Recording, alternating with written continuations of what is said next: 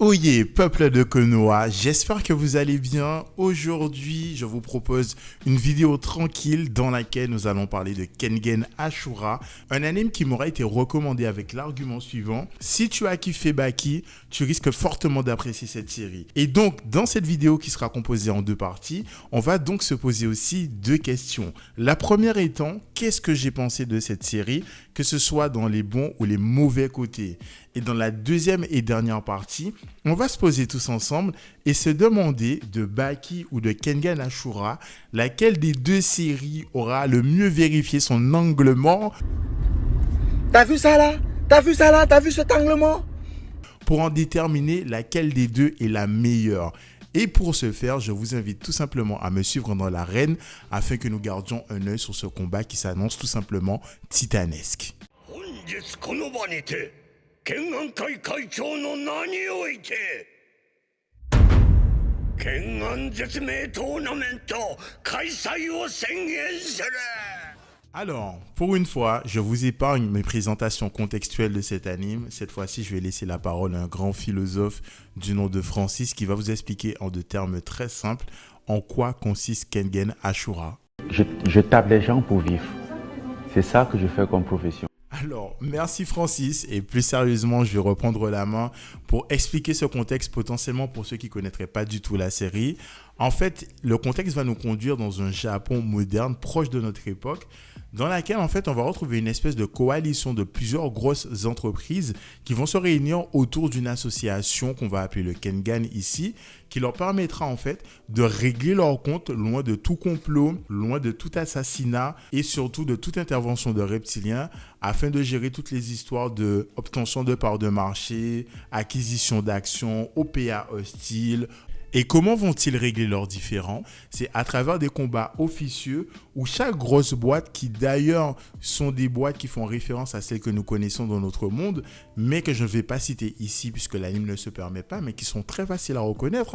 Nous avons Gandai, nous avons aussi Boss Burger, je vous laisse deviner à quoi ça fait référence. Et chacune de ces grosses boîtes va engager un artiste martial, un mercenaire, un professionnel du combat, MMA, catch, sumo, que sais-je encore, qui vont représenter chacune des entreprises participant à ces combats clandestins. Et ces combattants, une fois qu'ils ont gagné le combat, ils vont tout simplement permettre au patron qu'ils représentent de récupérer les gains qui ont été misés lors de ce dernier. Et c'est donc dans ce contexte que nous allons découvrir deux personnages, à savoir Oma, qui est le représentant de l'entreprise de Kazuo, qui sont deux protagonistes qui ont voulu participer à ces combats-là, mais qui de fil en aiguille vont se retrouver embarqués dans un très gros tournoi qui va consister à obtenir le titre de la présidence de cette coalition de ces multiples entreprises. Et nous allons donc suivre leur aventure durant tout le long de ce gros tournoi.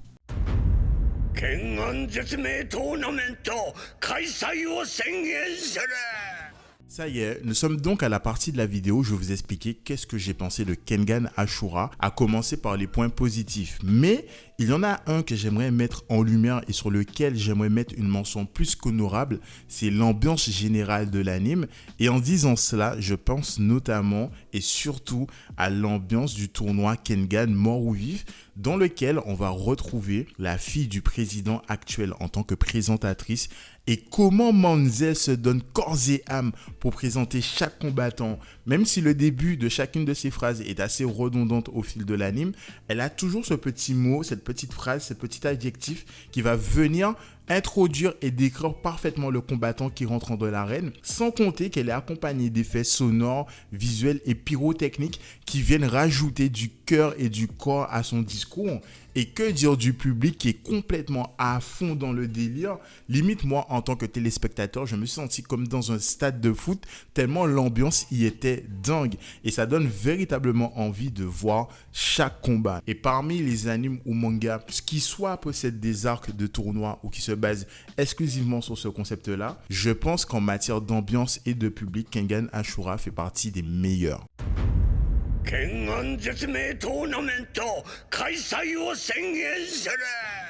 Autre point que j'ai trouvé particulièrement bon à mon grand étonnement, c'est la partie visuelle qui est entièrement en CGI. Et je ne vous cache pas que j'étais assez récalcitrant au début puisque je fais partie de ceux qui ont été traumatisés par la saison 2 de Berserk qui était elle aussi entièrement CGI et qui, faut le dire, était extrêmement dégueulasse. Mais je suis forcé de constater et d'admettre que dans Kengan Ashura, je pense que les animateurs ont vraiment mis du cœur à l'ouvrage pour nous servir un produit plus que correct.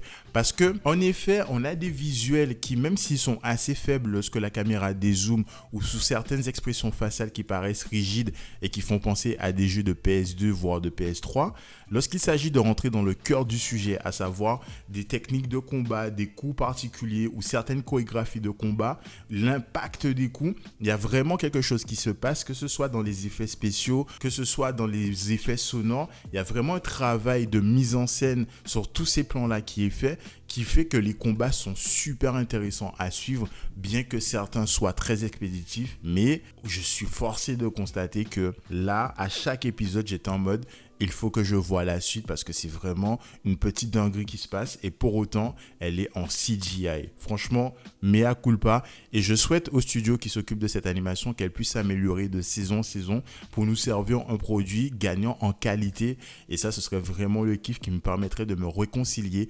totalement avec la CGI. 剣暗絶命トーナメント開催を宣言する Nous allons donc attaquer le dernier point de cette vidéo qui malheureusement est un point faible que je n'oserais qualifier de point négatif parce qu'il n'est pas suffisamment sous-exploité pour que je le qualifie comme tel. Je parle de la partie complot, rapport de force dans l'ombre qui sur le papier est très intéressante parce que finalement ça va nous proposer un tournoi en 2 dimensions dont la première va se passer dans l'arène où tu vas avoir des combattants qui se mettent sous la gueule. Mais tu as aussi toute la partie avec les patrons qui vont faire des alliances, des complots, mettre en place des plans pour avoir un impact qui peut impacter la victoire ou la défaite des combattants qui sont eux-mêmes dans l'arène d'une manière ou d'une autre. Mais malheureusement, hormis quelques échanges où tu as des patrons qui vont faire des paris ou qui vont mettre en jeu certaines alliances, tu n'as pas vraiment une idée ou une représentation réelle du rapport de force et de cette géopolitique qui est en train de se dérouler en coulisses. Tout du moins, personnellement, j'ai pas tout compris ou c'était pas suffisamment bien amené pour que je trouve ça intéressant. Il y a notamment aussi le président de Toyo Electric qui a pour objectif de prendre la présidence du Kengan en plaçant plein de pions à travers des combattants, en formant des alliances presque de force avec certains. Et à un moment donné, tous ces combattants vont se retrouver. Art étant en mode, ok, mais c'est quoi le plan? À chaque fois qu'il perd un combattant, il est là. T'inquiète, le plan se passe tranquille. T'as même un moment, un de ces hommes de main habillés en blanc qui va dire vas-y, je quitte le navire. Et au bout d'un moment, t'as un autre qui le rattrape et qui lui dit t'inquiète, ça se passe comme prévu. Et t'es en mode mais qu'est-ce qui se passe comme prévu? Vous perdez juste. À aucun moment, vous nous avez donné des indications sur le fait que tout se passe comme prévu, hormis le dire. Et à un moment donné, tu te rends compte que quelques épisodes plus tard, quelques saisons plus tard, tu te rends compte qu'en réalité, que les hommes en blanc, ils étaient suffisamment pour asservir l'île. Et t'es en mode, mais attends, mais pourquoi l'autre, il voulait quitter le bateau s'il savait que ses poteaux étaient déjà sur l'île? Et vraiment, il y a une espèce de... Le complot est là, juste pour être là, pour justifier un petit peu ce concept. Je trouve que c'est un petit peu dommage. Et je pense que dans la mise en pratique de cette pseudo-intrigue, il y a des manquements qui rendent le truc assez inintéressant. Mais attention, nous avons l'apparition d'une tierce partie qui semble s'appeler l'insecte, qui a profité justement de ce cafouillage pseudo-politique pour tenter de kidnapper Oma. Et on est en mode, ok, peut-être que les prochaines saisons vont être une occasion, une nouvelle chance pour Kengan Ashura de nous mettre en place une intrigue qui sera largement plus intéressante que celle qui nous a été proposée ici. 剣暗絶命トーナメント開催を宣言する En conclusion, j'aimerais vous dire que j'ai passé un assez bon moment devant Kengan Ashura. J'ai su apprécier cette série, que ce soit dans ses qualités ou ses défauts. Elle m'a suffisamment intéressé pour que je sois assez impatient de voir cette fameuse saison 3. pour savoir que va devenir Oma, va-t-il réussir à faire son deuil, quel style de Nico va-t-il nous proposer dans la suite, qui sont les insectes qui veulent kidnapper Oma et qui veulent faire de lui le réceptacle du tigre. Même si j'ai parlé d'une intrigue relativement faible, il y a quand même des questions qu'on peut permettre de se poser et desquelles on attendrait des réponses à voir comment ils vont faire pour la saison 3. Mais parmi toutes ces choses et toutes ces questions, il y en a une à laquelle nous n'avons pas encore répondu, de Baki ou de Kengan Ashura, laquelle des deux séries est la meilleure, ou tout du moins quelle est celle que je préfère. 剣暗絶命トーナメント開催を宣言する。 Ça me fait penser, cette fameuse question, je vous l'ai posée aussi sur Instagram. D'ailleurs, ceux qui n'ont pas pu participer au sondage, vous avez tous les liens en description pour participer au prochain. Et quant à la réponse de ce dernier, je crois qu'il n'a pas été possible de départager que ce soit Kengan d'un côté ou Baki de l'autre, qui ont tous les deux obtenu 50% des voix. Malheureusement, je peux comprendre pourquoi il est très difficile de ne pas départager ces deux séries, puisque globalement, même si elles parlent toutes les deux de combat, elles le font de manière différente. Et chacun y trouve plus ou moins son compte. Et en ce qui me concerne, je pense que je préfère Baki parce qu'il a ce que Kengan Ashura n'a pas encore, le temps et les antécédents. Ce que je veux dire par là, c'est que Baki va nous proposer une série dans laquelle on va découvrir justement Baki extrêmement jeune, qu'on va découvrir aux alentours de 12-13 ans, jusqu'à sa vie d'adulte. Et donc, il y a pas mal de péripéties qui se sont passées. Et même si ça part d'un concept assez simple, il va faire énormément de rencontres. Les combats seront l'occasion en fait de connaître et de découvrir et de redécouvrir certains personnages.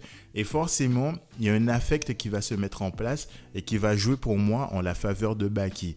Là où dans Kengan Ashura, on rentre directement dans le cœur du sujet et on découvre finalement les combattants, certes au même cycle de Baki au cours de combat, mais une fois que celui-ci est passé, on ne les revoit plus du tout. Je pense par exemple au pêcheur. Peut-être que pour beaucoup, c'est un personnage anecdotique, mais une fois qu'il a été battu, on ne le revoit plus. Mais ce n'est pas le cas dans Baki, tout simplement parce que la série a eu le temps de se développer et on est à sa 4e ou 5e saison. Là où Kengan, je trouve, est encore jeune et a encore des choses à prouver. Et selon moi, c'est une série qui est très prometteuse, mais qui pour le moment, sur les points que je vous ai présentés, est un peu derrière Baki. Mais il y a une chose que Kengan Ashura a et que ne possède pas Baki à toutes les saisons, ce sont des combats viscéraux. Parce que oui, les combats de Baki sont stylés, mais ils ne sont pas toujours viscéraux. Là où ceux de Kengan Ashura le sont quasiment tout le temps. Donc, j'essaie de vous donner un avis succinct, histoire que la vidéo ne soit pas trop longue.